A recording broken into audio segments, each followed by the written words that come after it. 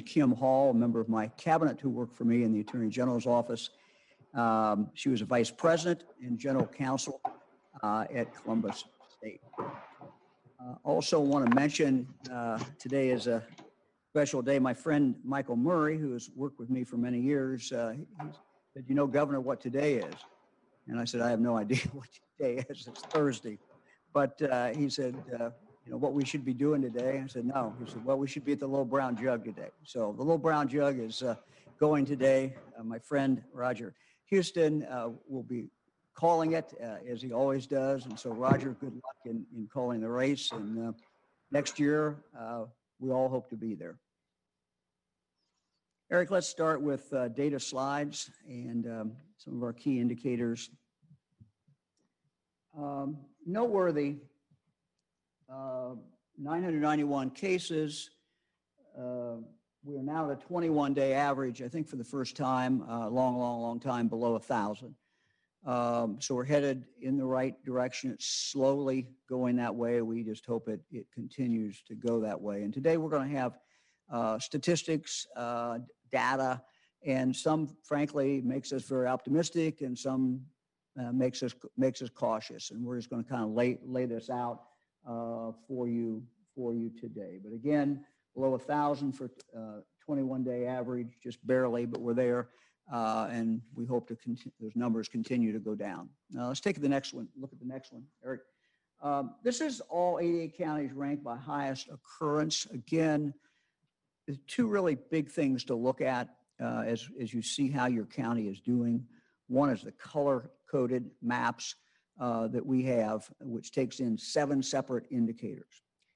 The other one is this, which is one indicator. And the one indicator is how many cases that county had, new cases that county had in the last 14 days. Nothing beyond that, but last 14 days, how many cases they had. And then it's modified for population. So you're actually comparing apples to apples. Let's go to the second slide there, which is the top 10. And again, we see a high number of these counties in the western part of our state. We start with Mercer, Putnam, Shelby, Athens, of course, the other part, Pike County, Central Ohio, Southern Ohio, Lawrence County, Southern Ohio, Miami, Dark, Wood, Butler, all in the west, and go on from there. But again, that's one of the indicators to take a look at. Let's go to our coded slides, Eric.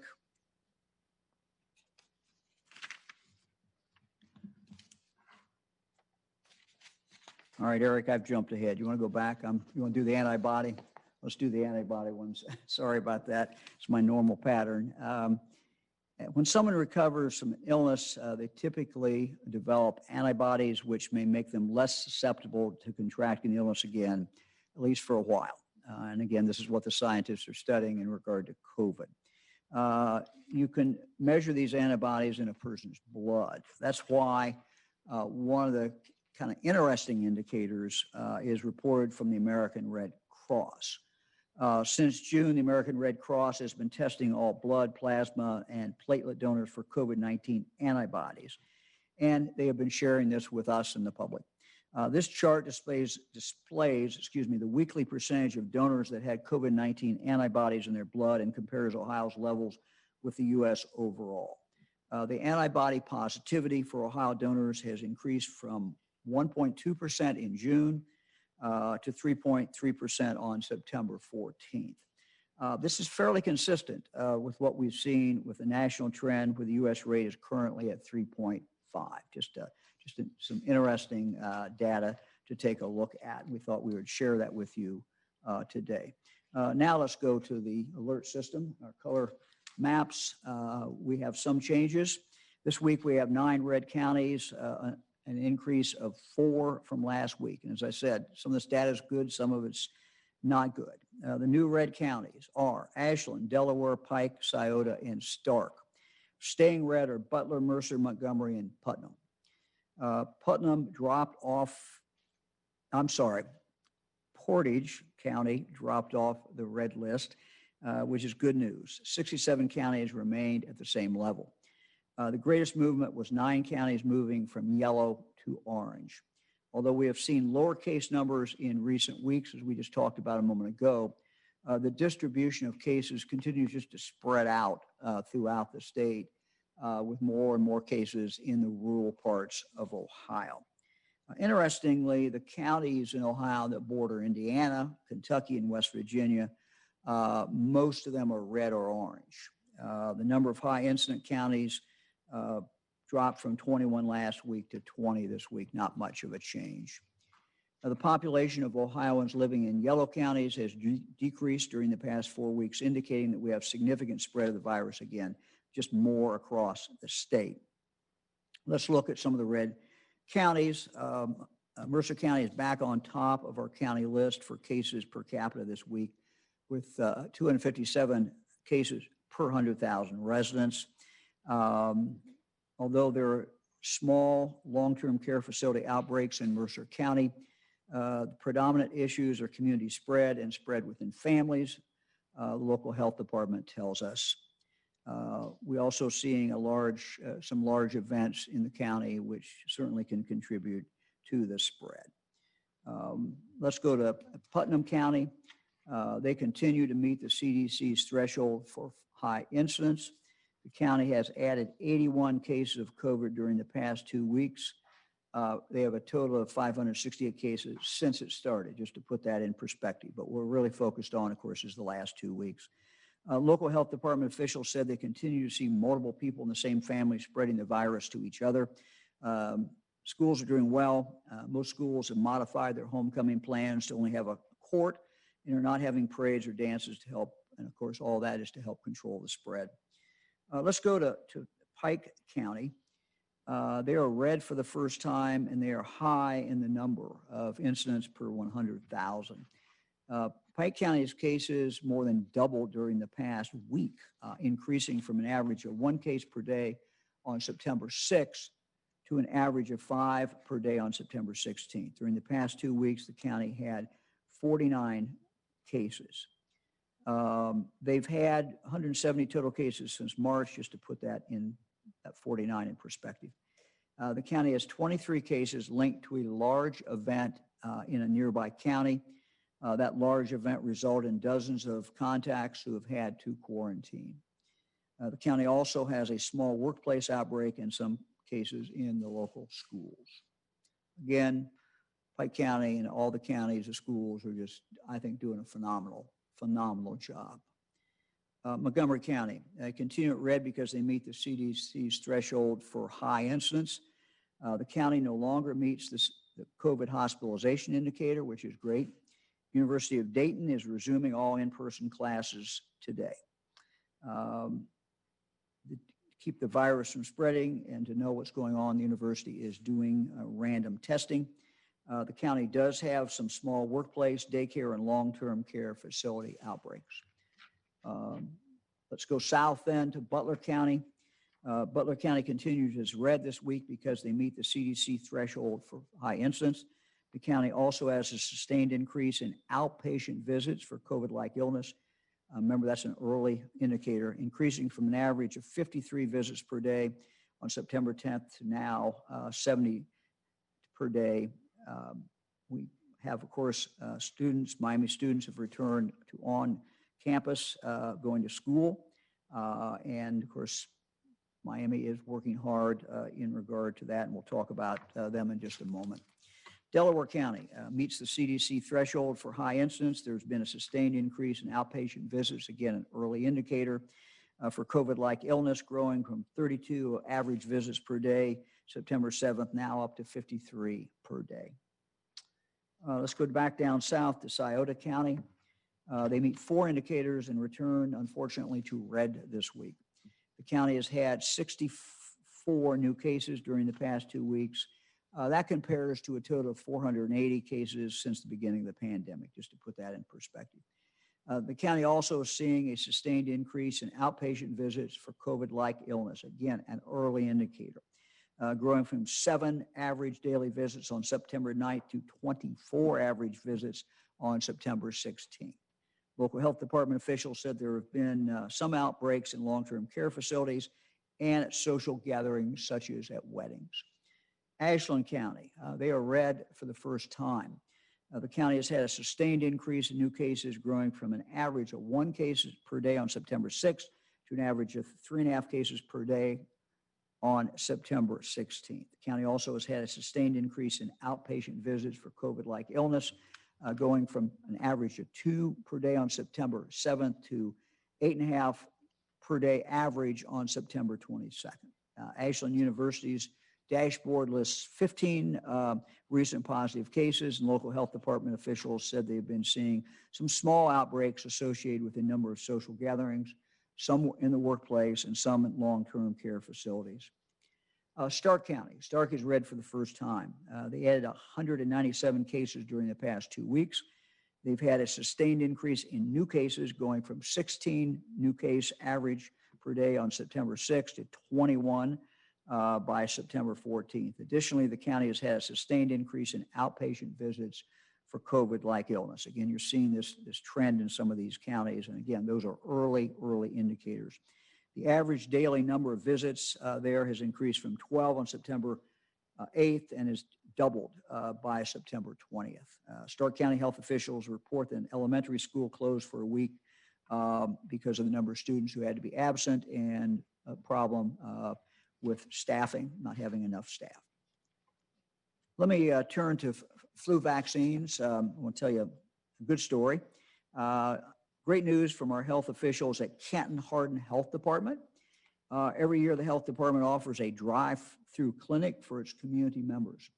In past years, they've averaged 30 to 40 people who got the flu shot. This year, they had 115 community members get their flu shot, so a dramatic increase. The health officials attribute the significant increase to people understanding the importance of a flu shot this year, and because the drive-through was careful, that limited the contact and exposure for people who are going through. So our hats off to a great job to Canton Hardin, the health department, and for the folks who got their flu shot. Let me turn now to higher education.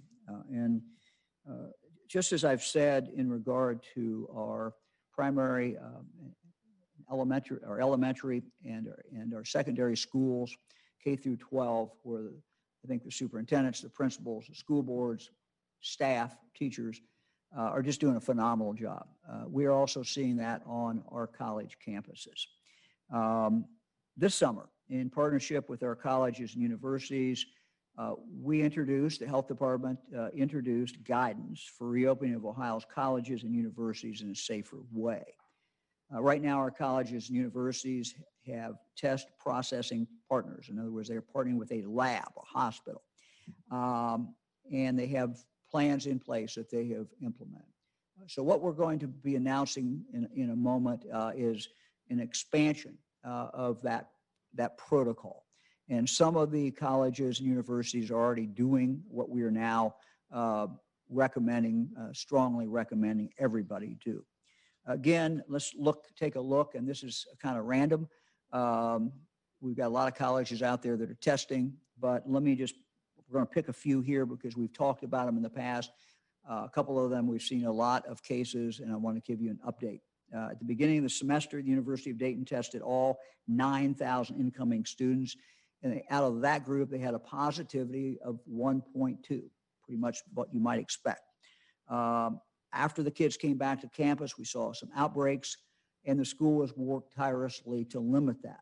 Last week, the positivity rate was down. It had been way up from there. It was down to 2.2, and they're continued to work to drive it lower and think it's going to go lower. So good work to the University of Dayton.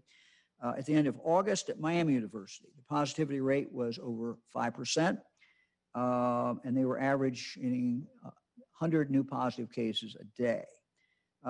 This week, as they start back in person, and I just maybe explain that, a lot of the kids were already back physically. They just had not moved into the dorms, or they were in residential housing that's outside the university. So this week, Miami starts back. Last week, they were moving into residence dorms last week, as I recall.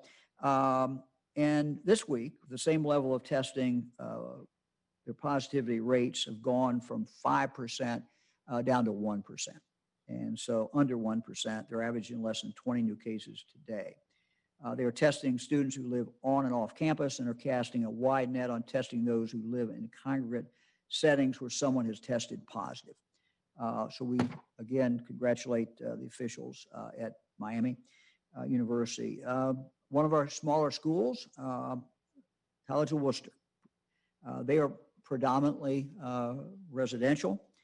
When students arrived on campus, 7 of their 1,588 students were positive. That's a low positivity rate of 0.4, less than 1%. The college is working with the Wayne County Health Department and advisors from the Wexner Medical Center and focusing on prevention and screening. This past week, they tested 13% of their on-campus students, and they have a positivity rate after having come back still at 0.5%. So this is very, very good news, not much change at all. Ohio State, at the beginning of September, the positivity rate was nearly 6%, and the school was averaging 150 positive tests each day. This week, with the same level of testing, they're finding a positivity rate around 2%.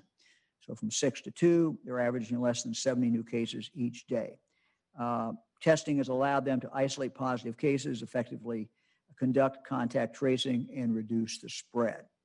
So again, let me just say, those are just some schools that we had talked about in the past. I wanted to give you an update on them. We have other schools that are doing testing and doing a very, very good job. So let me talk a little bit more about what our changes in guidance is.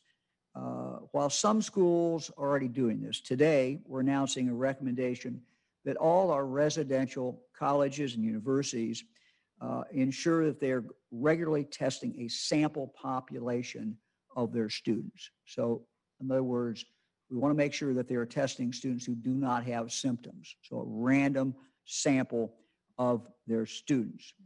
We're leaving it up to them as to what population to test every week, but we recommend at a minimum 3%. Screening students who do not have symptoms really gives college presidents and their team a real look at what's happening on their campus. Campuses don't exist in a bubble. Every single one of our campuses, most of them at least, are close to a population center, some small villages and some cities, but students go back and forth. They do intermingle, and so they are part of a community. It's important that we continue to know and that the universities continue to know what is going on their campuses. And it's important for them to know what's going on with their students who don't live on campus. And so this is our recommendation. We're going to put a more formal guidance out in the next several days. So again, our expectation is each campus will plan to screen at least 3% of their at-risk at 3% of their population, and to do that every week. Again, work with the local health department. What they're finding will dictate how much testing that they have to do. We look forward to continuing to work with our colleges and universities as we move forward. I think we have some good news. John Husted will have some good news later on. I'm going to give you a little good news. Actually, I'm going to let our Director of Aging, Ursel McElroy, member of our cabinet, give you that good news. But as a kind of a lead in before we get Ursel on here, throughout the pandemic, older Ohioans have certainly been particularly hard hit. Seniors who live in a congregate setting are susceptible to the spread of the virus, probably more so than others. At the beginning, our nursing home facilities and assisted living facilities were closed to visitors. And we did that early on to protect the residents and to protect them and the people who work there the best that we could. We know, however, that this was hard, and it was hard for the residents of nursing homes, residents of assisted living, and it's hard for their families. And so on June 8th, outdoor visits have been permitted at assisted living facilities, so long as all safety standards are met. Those same type visits we started allowing at nursing homes on July 20th. So since June for the assisted living and since July for nursing homes, outdoor visitation has been allowed. And again, I know I continue to get calls about this, and I know the Lieutenant Governor does as well, and Director McElroy does. But outdoor visitation has been open since June and July. We leave it up to the nursing homes to set how that's going to occur. So if you're not getting that visitation now, you need to talk directly to your nursing home or to your assisted living. They may have a good reason for doing it, but you should talk directly to them about that. But we know as it's a beautiful day out today, but we know it's going to get cold. It won't be that long. And we know that outdoor visitation will no longer work. So we have been working on coming up with indoor visitation. And Director McElroy, I'm going to call on you now. I see you on the screen. And if you can tell everyone what our plans are as we move forward. And I think it's good news. I think people will be happy with it. And it's being done in I think a very responsible way. And the director has been working on this, I know, very hard. Director? Thank you, and good afternoon, Governor. Always good to see you and talk with you. So along with thousands of nursing home and assisted living residents and their families, we've been waiting for this day. So you're right, I do believe this is really good news. For the residents, families, and advocates, we certainly feel your same jubilation about this. For the staff of the facilities, we join your feelings of happiness for your residents, and we also join your feelings of concern about the health risks for these same residents, risks that we know haven't changed and risks that won't change until this coronavirus emergency is past us. I also want to take a moment to acknowledge the strain that has been felt by residents and by their families, and to also acknowledge the strain that has been felt by the staff who care deeply and wish for reconnection of the residents and families, because they know how very important regular connections are to physical health and mental well-being. And for the families who have lost their loved ones when there were restrictions in visitation, we sadly and humbly acknowledge your grief. And we wish, like all of you, that things were different. As the governor has mentioned, we have talked with countless families. We've heard, we've felt, and in fact, we still feel the heartbreak. And I can only offer that our hearts are all with you. So with the expansions of visitation now into indoor, I want to talk a bit about how we got here and what that's going to look like. As the governor mentioned, those prolonged loss of connections are critical.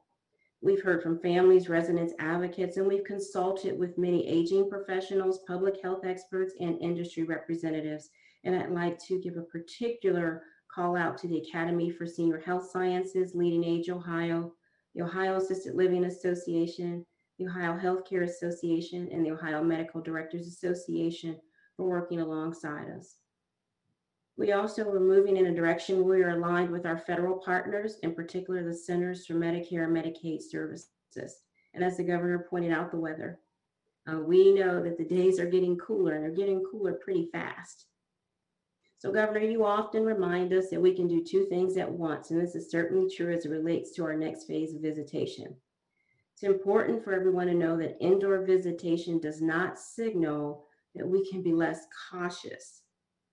What it means is that each of us, residents, families, and staff, need to be even more vigilant in practicing the very basic yet very critical practices that limit the spread of this virus. Wash your hands, wear a mask, keep your distance, limit your visiting time, and most of all, stay home if you think that you've been exposed or are feeling ill. On top of COVID-19, we're also going into flu season, so we want every resident to be as strong and as healthy as possible. And remember, when you enter one of these facilities, you are entering someone's home. And to that point, for families who are visiting, always remember that you are walking into the home of not only your loved one, but into the home of their friends and others. So in addition to the basics of mask and hand washing, also stay tuned in to the level of spread happening in your home area. If it is high, that means that your risk of exposure is also higher if you've been out. It is so important that we all do our part. When you walk into a nursing home or an assisted living facility, all of us can unknowingly be carrying the virus and unknowingly spread it to residents and staff and their respective families. So, what can you expect with this indoor visitation? I want to first remind you that this is a first step of others to come as we responsibly restart our indoor phases. So first, the facility has to determine its level of readiness to facilitate indoor visitation safely. So they have to, one, consider the case status in that surrounding community. So they have to examine community transmission. Is it low, medium, or high? Two, they have to consider the case status within their facility. Are there COVID cases in the building? Three, staffing levels. Do they have adequate levels to care for residents and safely facilitate the visits? Four, do they have access to adequate testing for residents and staff? In other words, are they compliant with the testing guidelines that apply to their respective settings? Five, personal protective equipment supplies. Do they have the masks, shields, gowns, gloves necessary? And do they have local hospital capacity? In other words, should their facility have an outbreak, does their community have the resources to manage it, or do they have alternative arrangements in place? There's some things that are expected at a minimum for all of the facilities. One, they have to limit entry to personnel who are necessary for the operations of the facilities. So that's going to look like your healthcare providers, your governmental representatives, and regulators.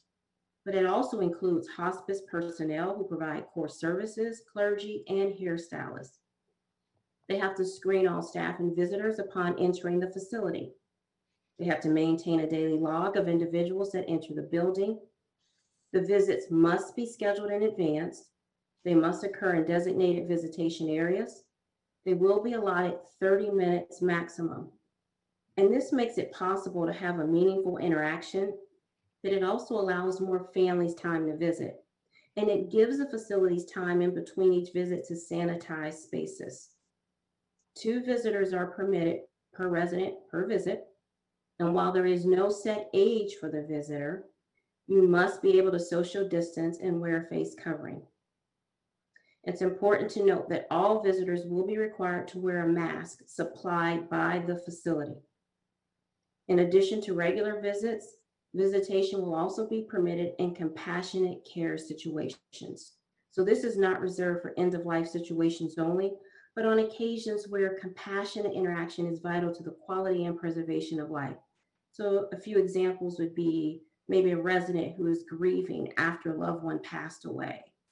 Or perhaps there's an individual who needs cueing and encouragement with eating or drinking, or they may be experiencing weight loss or dehydration. Or perhaps you have a resident who used to talk and interact with others, but is experiencing emotional distress, seldom speaking or crying more frequently. We also are going to permit communal activities with safety protocols and distancing. So being able to eat together, being able to participate in activities together, but in a safe manner. The facilities will have to develop a written and transparent plan with these new requirements so that families and residents are fully informed and have an appreciation of what to expect upon arrival.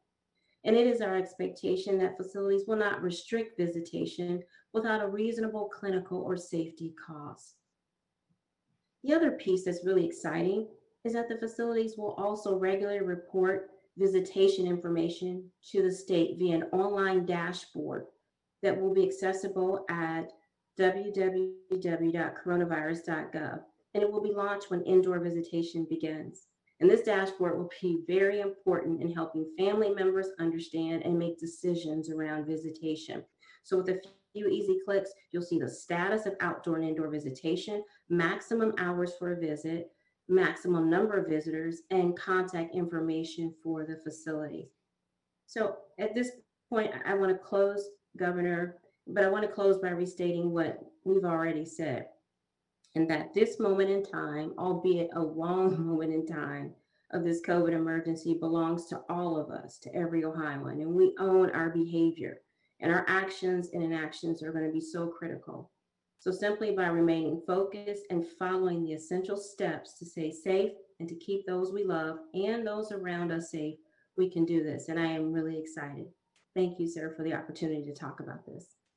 Director, I'm sure that's very good news to many families out there. So to summarize, they'll be able to go up and look at a dashboard and see if they have a loved one in a particular nursing home, they can look that nursing home up and find it. And again, how do they find that? I'll go to www.coronavirus.gov. We intend to launch it when indoor visitation begins.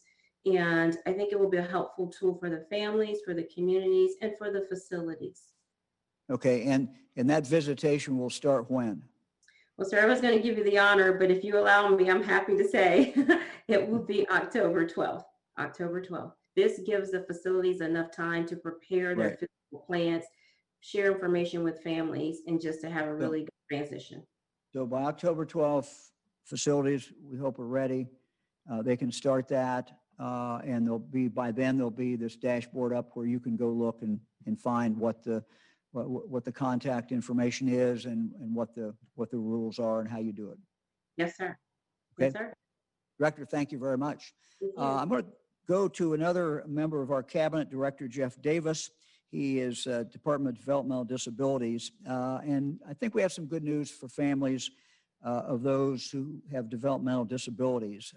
During the pandemic, we've had limited visitation at the intermediate care facilities for our fellow citizens. These are licensed facilities where individuals living with developmental disabilities can live and do live. They vary in size, some as small as 4 residents, some with over 100 residents. These facilities and direct service providers have worked hard to keep residents safe during the last 7 months. Like nursing facilities, we've limited visits for family and friends only to outdoor visitation. That's what it's been so far. We know this has been hard for residents. We know that it was hard for loved ones. Colder months are coming. It's now time to update that guidance. So Director Davis, you want to talk to us a little bit and tell us what we're doing here? I do, Governor. Thank you so much for having me. So I appreciate the comments of Director McElroy, you and Director McElroy. I think that you summarized there's a lot of similarities between the approach of visitation and skilled nursing and our approach with our intermediate care facilities. But it has been a journey. And if we can chat about that just a touch, we started with that stay at home, and we did that out of a sense of health and safety. We all did. And we asked a lot of patience out of our families and friends and individuals. And they did, and they understood as we tried with priority to keep people safe and healthy. But we also understand, and Director McElroy said this so well over time, is that human contact is so very important and so essential. And yes, we've tried to do that by computer, and we've done it ultimately by outside visitation, and it's been successful. But we know on the part of the individuals that we support, and certainly families, again, and friends, that actual intimacy, of being together matters so very much. And so this is just that next natural step. I think all of us are trying to find some sense of normal in a virus environment that's not normal. And this is just that next step of finding a little bit of normalcy and getting people together. So we are very pleased. We appreciate, Governor, your efforts in working with us and Director McElroy as we work together. So we've got that kind of structure. And beginning on Monday, actually the 28th of September, we will have indoor visitation. It will be structured in many of the same ways that Director McElroy talked about. So we ask continued patience of families, and friends. So we'll do that. We have a lot of, as you mentioned, Governor, we have so many different types of settings in our intermediate care facilities. So in some cases, it will be separate buildings. In some cases, it will be very isolated settings, within an overall residential building. But in some cases, we have 4 people living together.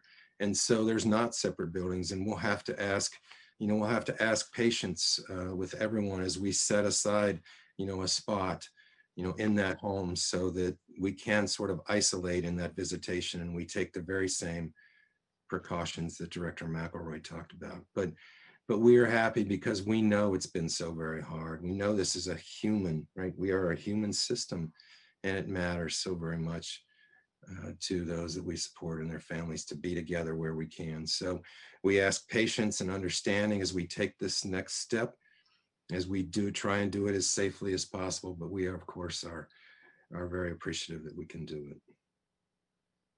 Director, thank you very much. I know that's good news for families, good news for residents, and thank you for all you do to take care of them, protect them, but at the same time, allow them to live their lives, which is what really the goal of your department is. So thank you very, very much. Thank you. Appreciate it. Let me go to something that I know is a huge problem, and we can't solve every problem, but we can work on it. And that is something that people tell me every day, and that is the mental health problems that go with this pandemic. We see it with young people, we see it with older people.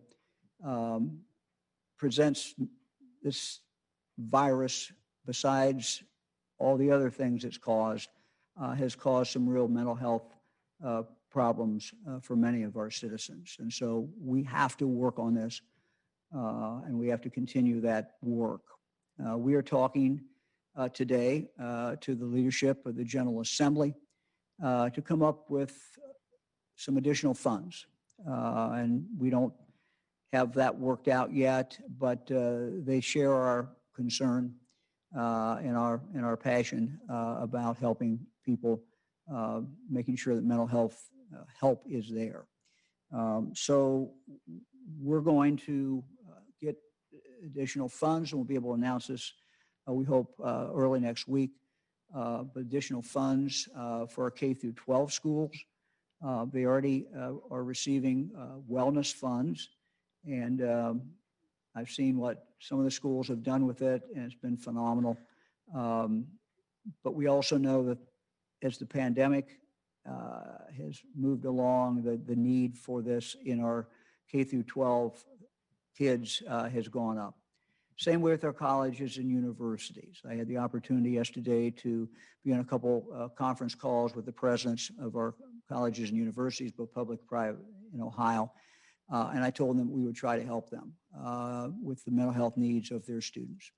We're also going to try to get mental health, more assistance back into the individual communities, which is where the service has to get delivered and where it is. We also know that some of our renters are under great stress, and we need to help them deal with that the same way with some of our small businesses. So nothing to announce today. We're working very closely with the General Assembly. They share our concern about these issues. We're trying to work out details with them, and I hope by next week that we'll be able to announce at least some of this and give you an indication of where we're going. But the mental health concerns is something that weighs heavy on my heart, and I know it does the members of the General Assembly, the Senate President, the Speaker, and everyone else. And so we're going to continue to work on this.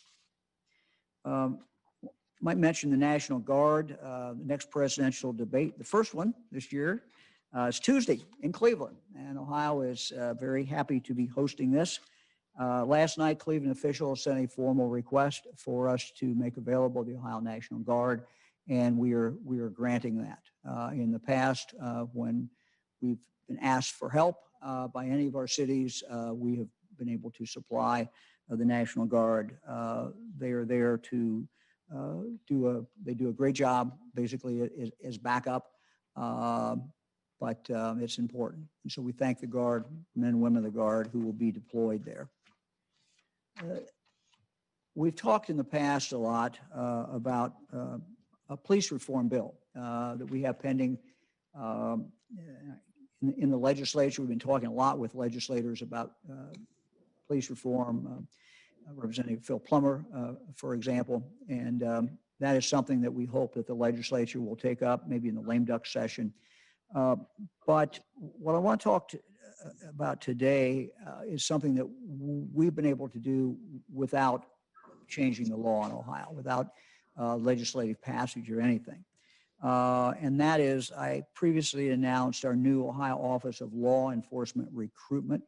In June, I announced the creation of this office as part of our overall work to improve the relationship between Ohio's law enforcement officers and our citizens. The goal of the Ohio Office of Law Enforcement Recruitment is to support local law enforcement agencies to not only recruit more diverse officers, but also to recruit the right officers. We have close to 1,000 police departments in the state, law enforcement agencies in the state, if you count the sheriffs and the local police departments, and the township police departments. So a lot of different law enforcement departments. And one of our goals is to constantly help each one of them to improve with training, to help each one of them with recruitment. So I'm happy to announce today that Sarah Shendy has come on board with us to serve as the director of the Ohio Office of Law Enforcement Recruitment. She was one of our law enforcement training officers at the Ohio Peace Officers Training Academy, which is when I first got to know her when I was the Attorney General. She is also an officer for the Copley Police Department, has been there since 2008. Sarah, can you tell us, we'll make sure you're on there. Hi, Governor, I'm here. Well, good afternoon. Tell us a little bit quickly about your background and how you got to this point, and then maybe tell us a little bit about the office. We're really just kind of getting it rolling, and thank you for being willing to take this assignment on. Thank you for having me, and thank you for bringing me on. I feel very honored and privileged to work with the people that I'm currently working with right now at the Office of Law Enforcement Recruitment. A little bit about my background. As you know, I'm a Middle Eastern Muslim female. Coming into law enforcement was quite a journey. Not the easiest one, but not the hardest one. I shared with you on an earlier phone call that when I decided to go to the police academy after I graduated from Kent State, that I didn't even tell my family. And when I did tell my family, I didn't tell my dad. And luckily, he wasn't even in the country when I graduated from the police academy, so that was good. I value education and training, so I do have my bachelor's and master's in criminal justice. Prior to coming into law enforcement, I worked in mental health for Portage County, and I also worked in corrections for Cuyahoga County. And this job is my absolute passion. I tell every single person I meet that this is the best job on the planet. And every day I'm truly thankful to be in uniform. It's funny because when I was at OPATA, I was there for almost 4 years. I had a really hard time adjusting, not being in uniform every day. And I always remind myself that the effect that we have on others as human beings is the most valuable currency there is. And I always reminded the officers that came through the building at OPATA and the officers that I see now that every single day we're in uniform, we have the potential of changing someone's life. And if we can't change their life completely, we can make it a little bit better when we get sent to their house on the worst day of their life. I'm excited about the Office of Law Enforcement Recruitment. We have a lot of projects going on. Some of them include getting together with agencies. So every police department that's hiring in the state of Ohio can let us know, and we can put those job openings on our website, because that's something that currently does not exist. And it does make the hiring and the application process a lot harder for potential recruits. We're also having a mentorship program, because having support while you're going through the academy is extremely important. And especially when it comes to women and minorities, you know, someone from an Indian community or a Middle Eastern community or a Jewish community might want to go to the police academy, but they might be afraid of the backlash, if you would, from the community because of the cultural expectations. And we want to offer them the support that's necessary to successfully complete the academy, because once you decide to become a police officer, it is a life-altering decision, and one that we want to support. Some other things that we're working on currently in terms of prioritizing our list is we are working on a website. And that website is going to enable the public as well as police departments to get in touch with me and my team members. And we are there to answer any questions. We're going to have a frequently asked questions page. And we're really going to try to educate the public on law enforcement duties in the state of Ohio, because I really believe that the average citizen does not know what we do as police officers. They think that the majority of our job is traffic stops and handling accidents. And usually I joke around and tell them, no, that's the troopers. But for local law enforcement, statistically speaking, only 20% of our job is self-initiated activity. And about 80% of our job, we basically respond to calls and act as mediators and peacekeepers. So the one other thing that I'm really excited about is we plan to have videos up on the website. And we're going to interview officers from around the state, from very different backgrounds, about their journey into law enforcement, how they became a police officer, and why they decided to stay, as well as some of the challenges that they may have encountered. Well, thank you very much. And I think what we'll do in the next few months, every month or so, we'll kind of bring you back and you can kind of tell us what's going on. There are a lot more questions that I would like to ask you, but we probably need to move on here. But thank you for taking the job. Thank you for doing it. This is an important mission. My pleasure. It's very, it's Thank very, you. very important what you're doing. So thank you very much. Appreciate it. Thank you, sir. Thank you. Thank Lieutenant Governor. Thank you, Governor. I know we're short on time, so I'm going to try to plow through these things. I'll start first with the sports order update. Starting back in May, we began to return to play, first with skills sessions, then scrimmages, and then competition. About 4 weeks ago, we had a complete return to play in the sense that all schools were back in action. All sports were back in action. That might mean contact, non-contact sports, all of them. Even though 17 states did not have football, and including the District of Columbia, we have been successful with the protocols that have been put in place at operating sports and being able to do so while minimizing the spread of the virus. And as we've done throughout, we're trying to incrementally get back into things. As we learn from these experiences, we begin to expand opportunities. And one provision we had in place is that we were limiting competition to one team per calendar day. However, we're now going to remove that prohibition to limit it to one team.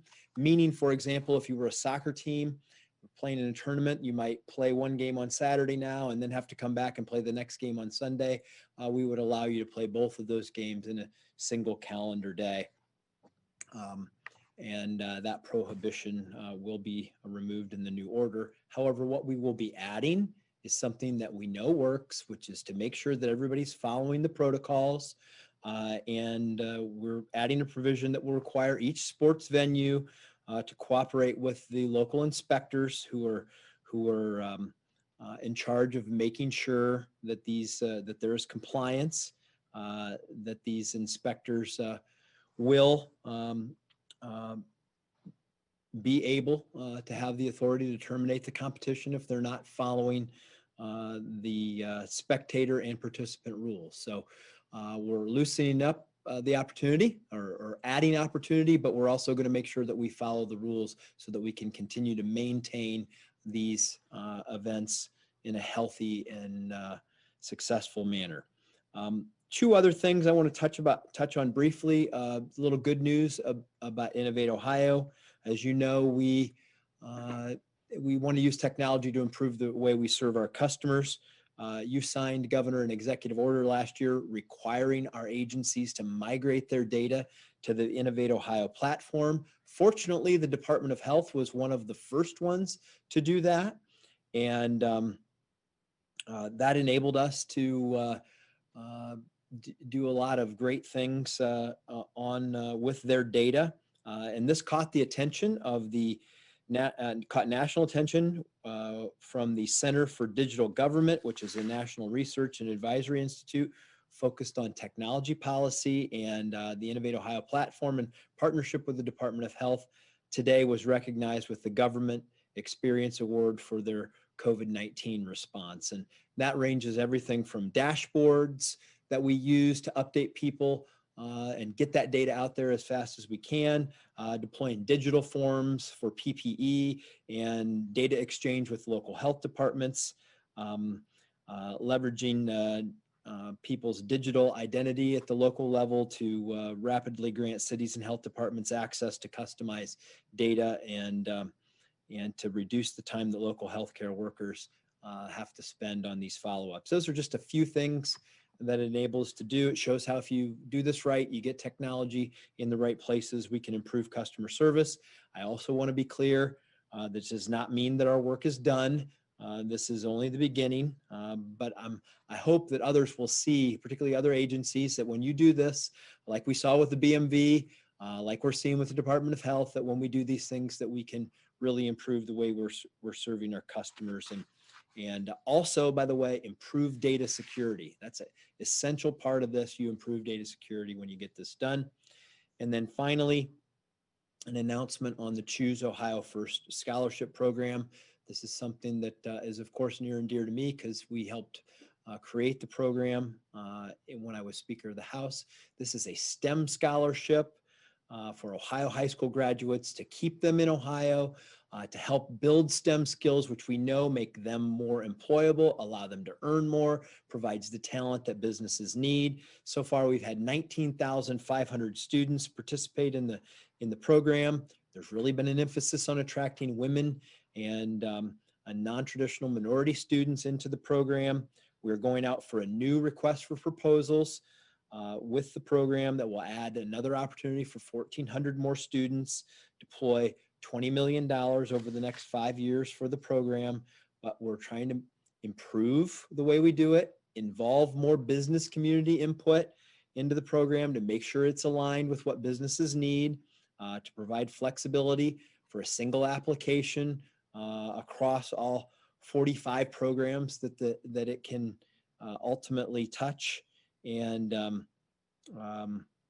you're going to be able to find all this information at ohiohighered.org, ohiohighered.org. We want our community colleges, our independent and four-year colleges and universities to go on there, find out the new rules for the program, engage in it so that you can offer a Choose Ohio scholarship to your students who want to major in STEM and go do the great things that we know are changing the world every day in healthcare and science, technology, engineering, and math. So thanks, Governor. Ready for questions? First question today is from Andrew Tobias at cleveland.com. Hi, Governor. Can you hear me? Andrew, yes, I can. So my question is, we saw that there's a report that in Erie, their sewage testing showed an increase in coronavirus levels following Labor Day. And since a couple of weeks have passed since Labor Day, we're wondering if sewage testing in other communities around the state have revealed anything similar to that. Okay, I'm sorry, I missed the first part. Are we talking about Erie County? Did you say Erie County? I think it was actually Erie, but it could have been Erie County. But yes, there was a report that they showed higher levels of coronavirus in their sewage levels there. Yeah, I'll get you the report on the sewage on Tuesday. This is a work in progress, and we're looking at, I'll try to give you a report what we're seeing all over the state. Again, it's early on. They had to establish some baselines, but I'll be able to give you more of that on Tuesday. Happy to do that. Next question is from John London at WLWT in Cincinnati. Hi, John.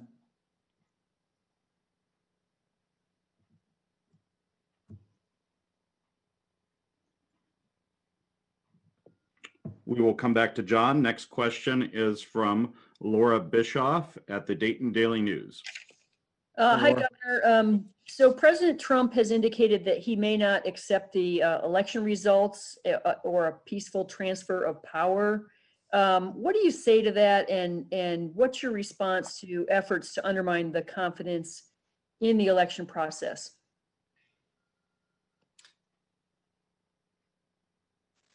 One of the things that we have done throughout our history well is the transfer of power in an election. Sometimes it's an incumbent president and is reelected, and that person is reelected. Sometimes it's an open seat And sometimes it is, a situation where the incumbent loses. But whatever the situation, however hotly contested these races have been, however riled up everybody is on each side, and we've had those throughout our history. When the results are in, people accept it. I'm reminded of a book, and I don't have the quote in front of me, but when I was I guess in junior high, I read a book called The Making of the President, 1960. And my grandmother gave me the book. And if you just look and read nothing more than the first 2 pages, it's almost in Theodore White, almost in poetry, not prose. It talks about what makes us unique and why we have been able to do this for so long. And part of what makes us different is this historically. Now, we got more countries that can do it today, but historically, what's made us different from the beginning is we have a peaceful transfer of power. And the winner wins, the loser loses. Sometimes, as in 2000, obviously that ended up in the Supreme Court. But the loser, Albert Gore, didn't agree with it. He accepted it. The first presidential race that I watched as a kid was Kennedy and Nixon. My future wife was for Kennedy, and I was for Nixon. But despite a tough battle, there were people who told Nixon, well, the election's been stolen from you. They cheated you in Chicago. And he made the decision not to contest it. He made the decision to accept what the results were. Now, everything is fact specific, and you have to look at what, there may be a time when one candidate says, look, we need a recount here, recount there, all within the confines of the law. And that is fine. People have the right to continue to battle. But in the end, we will have a president. And it's going to be, the incumbent or the challenger. It's going to be Joe Biden, or it's going to be Donald Trump. And those of us who, if we win, will be happy. If we lose, we lose. But those who lose will accept it, because that's what we do in America. Governor, can I add something about the elections? I just want to reiterate to folks and remind them that Ohio has a history of running great elections. And we have a great bipartisan system in our state. We have 88 county boards of elections, because the elections are run by the local boards of elections. The ballots are tabulated there. They are cast locally and counted locally. And in those 88 county boards, there is a director and a deputy director of that board of elections. One is a Republican and one is a Democrat. And whoever the director is of one party, the board of that party, because there are 4 people on the board is of the other party. So there is a check and balance at our local boards of elections, where Democrats and Republicans look over each other's shoulder, hold each other accountable. And we have a strong tradition, just as the governor talked about, a peaceful transition of power. We have a strong tradition in Ohio of running good, bipartisan, fair elections. And I'm confident that that will happen this year as well. That's from the former Secretary of State. Look, I'm trained as a lawyer, and I kind of like the adversarial system. And I look at the election, how they're run is in that sense. There's a member at the precinct level and at the county level of each party. Members of each party are represented. And we run elections, and we do it well in Ohio. We'll go back to John London at WLWT in Cincinnati. Hey, John. Governor, I think you can hear me now. Some I school can. districts, thank you. Some school districts have single-digit positive cases resulting in triple-digit quarantines. Currently, 1 down in this area. There are 8 positives and 184 in quarantine, leaving students who feel fine and exhibit no symptoms unable to be in class for 14 days. And I'm wondering what adjustments you might be willing to consider, such as maybe reducing quarantine time. The CDC standard, as I understand it, is 10 days, or having quarantine students tested right away and maybe be allowed to return to the classroom setting immediately, or in 3 to 5 days, let's say, if the result is negative. Yeah, John, I've asked our team to take a look at that.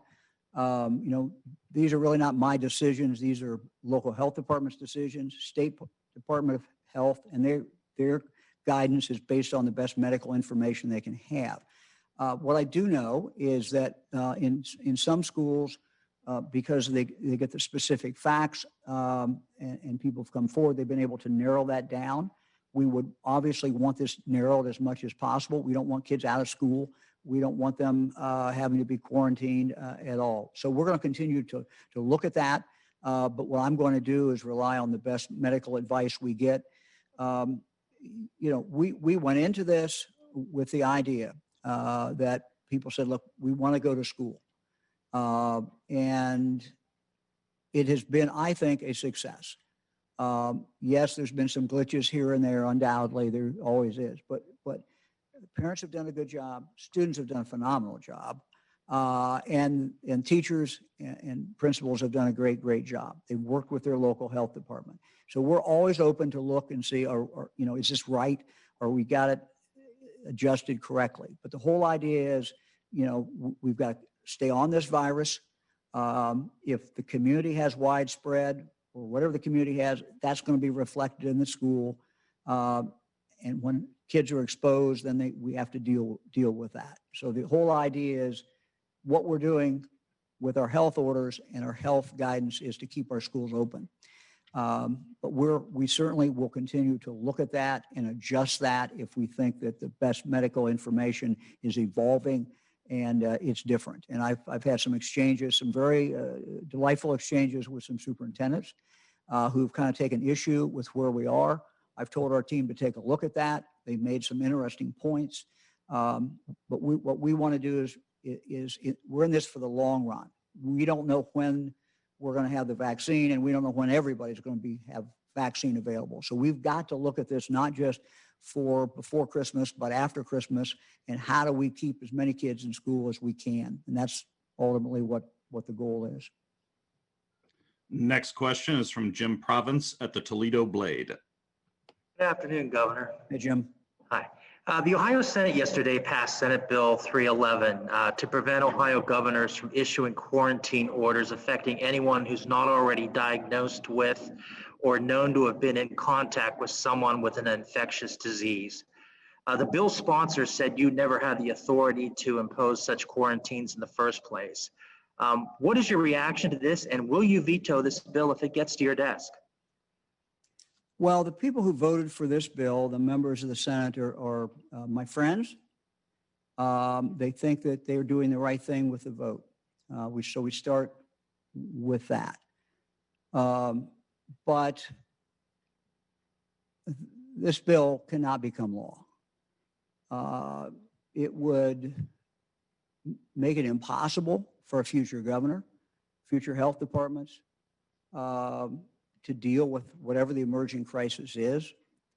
And more importantly, it would not be in the best interest of Ohioans as far as their health. Let me give you a couple of examples. Let's say it was early on in this pandemic, and let's say the President of the United States had not yet imposed an order stopping flights coming in from China. And let's say you had a group of citizens, people who came in from Wuhan. Let's say you had a group of citizens who came in from Wuhan. Do you mean that the state should not have the ability to quarantine these people? That makes absolutely no sense. What about if today, from let's say in Mexico, Central America, South America, there's an area that's red hot with the COVID virus. And we have people who are coming, immigrants maybe coming up here. Maybe some legal, maybe some illegal. Are we saying that we don't have the ability, we shouldn't have the ability to quarantine those people and protect Ohio citizens? And I could go on and on with examples. So yes, of course I'll veto the bill. I mean, look, this makes absolutely no sense. And I think when when you play it out and look at all the different scenarios, we cannot be defenseless. I will not leave Ohio defenseless against this kind of spread and attack. So no, I will certainly veto the bill. Next question is from Marty Schladen at the Ohio Capitol Journal. Good afternoon, Governor. Hi, Marty. I want to follow up on Laura's question, particularly as you're Donald Trump's honorary co-chair in Ohio. The president again cast doubt on the legitimacy of any election that didn't make him winner, and he would not say that would abide by the results of that, and that's created some fear out there that his followers won't either. Do you specifically condemn those remarks? I'm not going to condemn anything. I don't know what's in his heart and his mind. And, look, anybody who runs for president wants to win. And they're going to fight. And they're going to fight all the way through. But without exception, I believe, throughout American history, the loser, once it's determined that you are the loser, concedes. And we move on. That will happen whoever loses this election. So, I understand, a lot of the news media the last 24 hours about that, but that is not going to happen.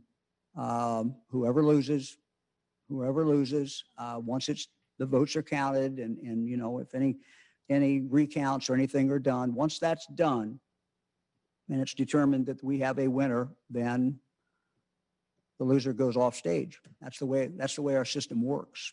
We've had no one who's not done that, to my knowledge. That will continue. Next question is from Dan Perlman at WCMH in Columbus.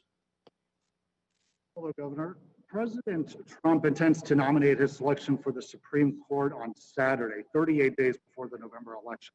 You spent 12 years in the Senate yourself. Given that experience, do you believe this nominee can and should receive a fair hearing and vote so close to November 3rd?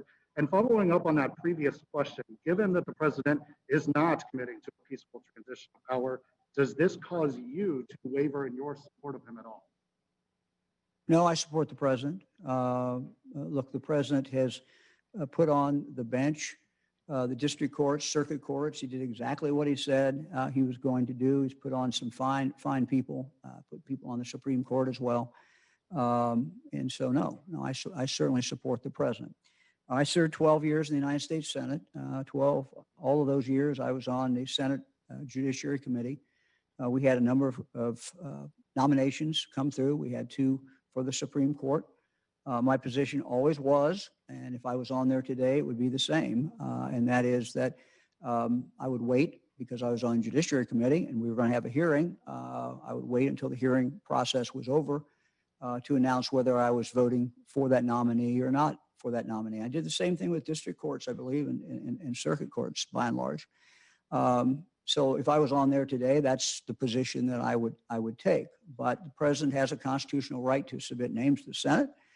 Senate has a constitutional right to vote on them. Look, this is a different, I won't belabor everyone with the long history of the filibuster, but it was friends on the other side who decided that a filibuster for district courts and circuit courts were not were going to go away. And then, it was clear if they had been in power, they probably would have done the same thing for the Supreme Court. And then Republicans did the same thing for the Supreme Court. And that's water over the dam.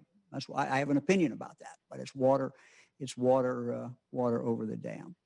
And so for the people who are critical of the president or Senate Republicans or Mitch McConnell, look, both parties have switched positions. Let's be candid about it. It's not just Republicans that have seemingly switched position, it's Democrats who switched their position. That's what it is. So, look, if I was in the Senate, I would vote, in the committee. when the chairman called the vote, I would vote, and I would vote when the vote came up on the Senate floor. Next question is from Molly Koweek at WHIO in Dayton. Molly. Hey, Governor, this is a follow-up from a couple of other reporters' questions. So along with the Lieutenant Governor, you're co-chair of President Trump's Ohio re-election campaign. Yesterday, the president cited concerns over mail-in ballots leading to election fraud and would not commit to a peaceful transition of power, as we've mentioned. So I have a two-part question. Is the state of Ohio committed to counting every mail-in ballot? And part two, if by the time all the mail-in ballots, including the absentee ballots that are counted and Joe Biden were to win Ohio, what has the Trump campaign said to you about the legislature setting aside Ohio's popular vote because of voter fraud concerns and letting the legislature exercise its power to directly choose electoral college members? Yeah, I'm getting some real feedback and other voices on your last one. So if you could just do it again. I certainly missed the last part of it. What if the Trump campaign said what? Sure, so I can ask, I apologize. that's okay. I can ask the full question again. So is the state of Ohio committed to counting every mail-in ballot? And if by the time all ballots, including mail-in ballots, are counted and Joe Biden were to win Ohio, what has the Trump campaign said to you about the legislature setting aside Ohio's popular vote because of voter fraud concerns and letting the legislature exercise its power to directly choose electoral college members? Well, no one wants to see the people of the state not have the say in regard to what electors are selected. It's been a long time. We don't want to have that situation. We want the people to be able to vote and their votes to be counted. Do I think that Ohio has the ability to count the votes? Yes. It will do it consistent with the law. The law, as I understand it, and the former Secretary of State can correct me if I'm wrong, but is basically you have to, if you're sending it in by mail, you have to have it postmarked by Monday. And then it is a 10 days, there is a 10-day window for that to get there. And so that law would be followed. Those votes would be counted when they were within the confines of the statute. So everything is fact specific, but your second part of your question, if the Trump campaign asked me to work with the legislature to set aside the vote of the people of the state of Ohio, no, that's not what should happen. No, it's the people's vote. And look, we have what we call absentee ballots in Ohio. And we allow absentee ballots for any reason. When I started voting many years ago, you had to have a reason. You were going to be gone or you're sick or something. Today, you don't have to have a reason. You have ample opportunity to do that. We've encouraged people right now to do it again. Get your absentee application in to the Board of Elections so you can get that back and get that mailed in if that's what you're going to do. If you're going to vote in person, then you'll have 13 hours on election day to vote in person, or if you want to go to the Board of Elections, you can do that. So I don't know, John, if you have anything to add to Molly's question, or anything to my answer, I guess.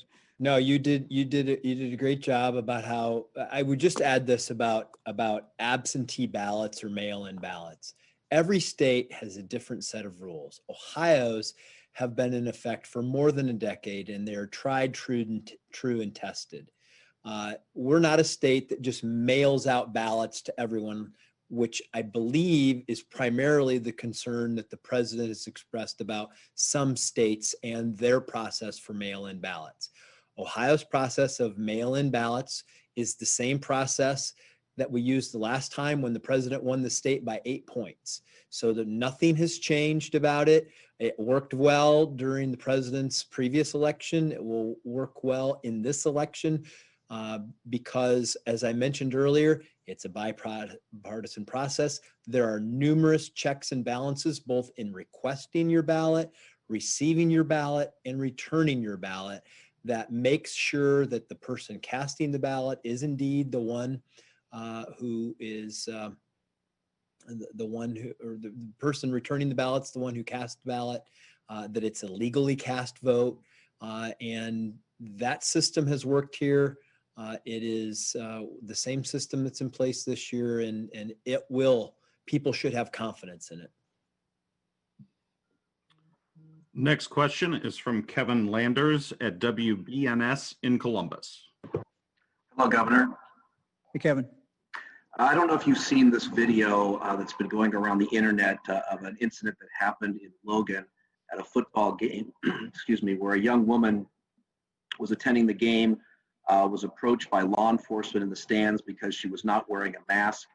She refused to leave, was later handcuffed, and was ordered to leave the premises. Do you think police are justified in approaching fans in the stands who are not wearing masks? In this case, I just want to make clear that she wasn't arrested for failing to wear a mask. She was asked to leave the premises and continue to violate the school's policy. But I'd like to get your thoughts on that. Thank you. Sure. Let me just start by saying that we're going through a difficult time. A lot of things going on. We've got a presidential election that is in its final stretches. We've got a tragedy that occurred in Louisville some months ago. We have an announcement about indictments not being returned. We have some of our citizens who, don't want to wear a mask. Most do. And I just think that whatever we can do to look at this as it really is us against the virus. On the other issues, we may have disagreements, but we have still a lot more in common as Ohioans than we don't have in common. And intolerance and love and people trying to work together, I think is important. I think it's also important as we approach these things that whether we agree with a police officer or not, try to respond to that police officer. There's a time and a place to do other things and to make your point known, and you have ample opportunity to do that, whatever the situation might be. I had the opportunity this morning. I picked up the phone. I called Monty Banter, who is Logan Hawking School District Superintendent. And I talked to him and asked him what had happened, because last night someone, as you can imagine, sent me the video, and I had the opportunity to look at the video.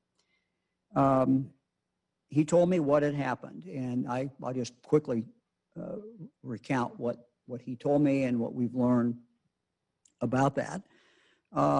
Is that the woman was approached and asked, to put a mask on, said she had asthma. Some point they told her you could go and get a shield, come back with a shield, that'd be fine. And went back and forth for a while. And basically they asked her to leave, and she refused to leave. And the school can tell you more of the details, and the police department, I know, put out a report or a statement that I looked at this morning, so anybody can pull this down. This is the police department's report, and they can get more of the facts. But what the superintendent told me, I made some notes. He talked about the officer. He said the officer is our resource officer, works with kids all the time. To quote the superintendent, could not be a kinder person. He reminds people in a very nice way what they need to do. In this particular case, the superintendent said that she simply would not comply with his request to leave.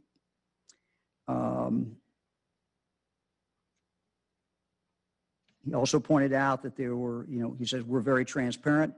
We let everyone know what to expect.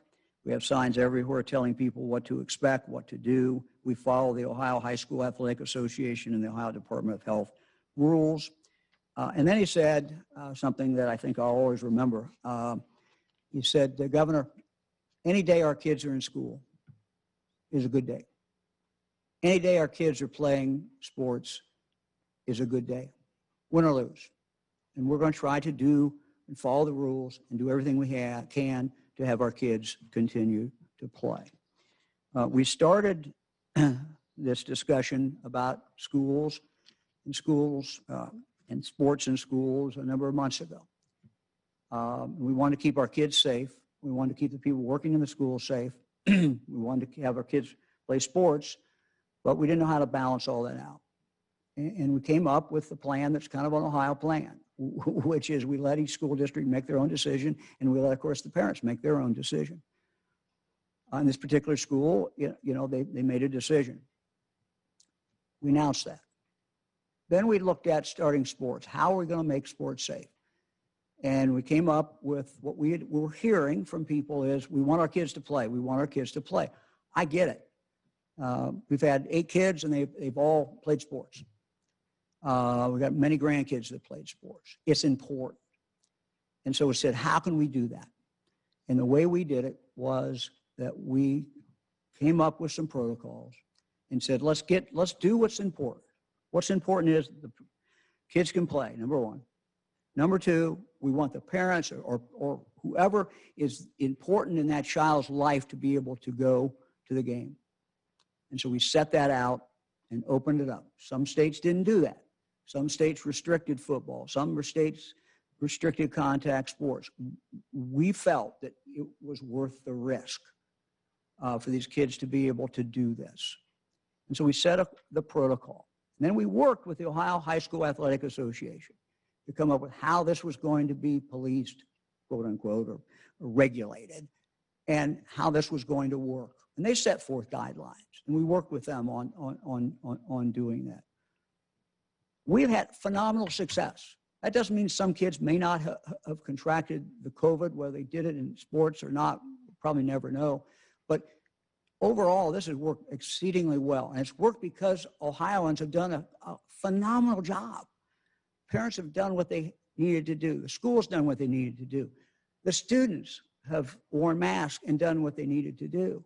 And to my knowledge, I don't think there's been any other case.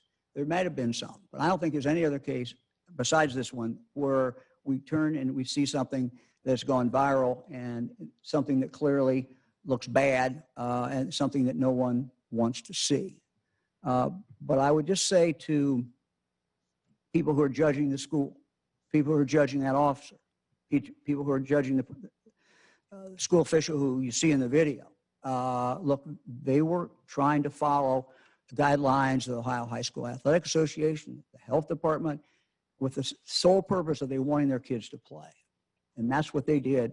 And I think if you look at, before you just look at the video, look at what led up to that video, I think that you'll get a full picture of what happened. Very unfortunate, very unpleasant to look at. No one wants to see that happen.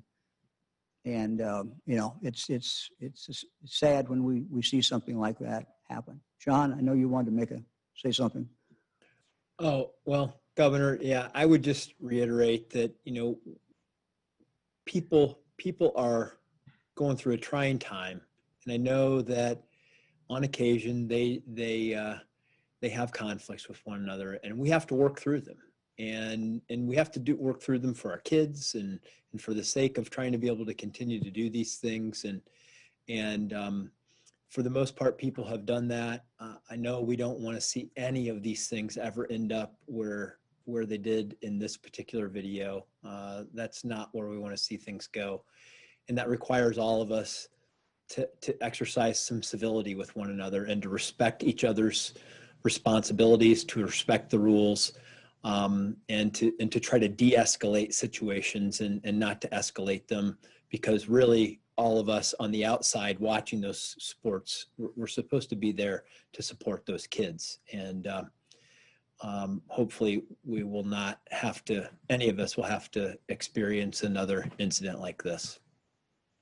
So we look forward to seeing everybody on Tuesday at 2 o'clock. Let me thank you. And just a final thought, if I could. We are all in this together. We're on the same team. There's 11.7 million or so of us.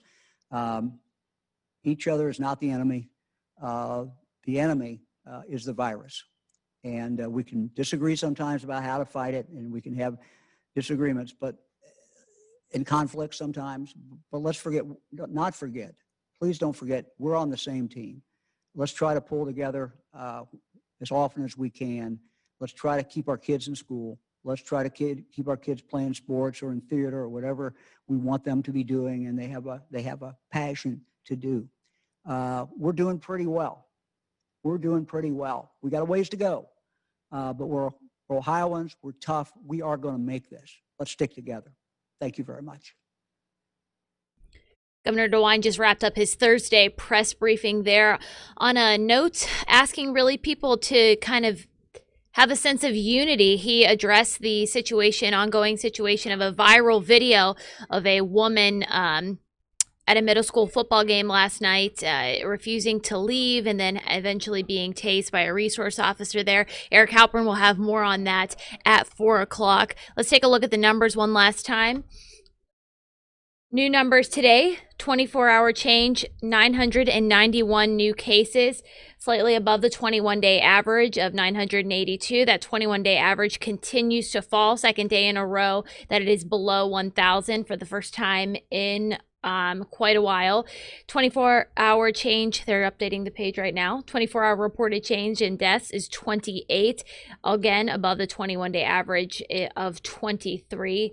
24-hour hospitalization change also above the 21-day average at 74. 66 is the average, and then 24-hour reported ICU admissions is 10, about on par with the 21-day average of 11. This is normal for a Thursday. We see some of our highest numbers on Thursday. Usually towards the beginning of the week, the numbers are lower and they creep up gradually towards the end of the week. Again, First at 4 starts in about 29 minutes. Eric Halpern will be live with a report from that incident that happened at that middle school football game, and we will see you then. Bye.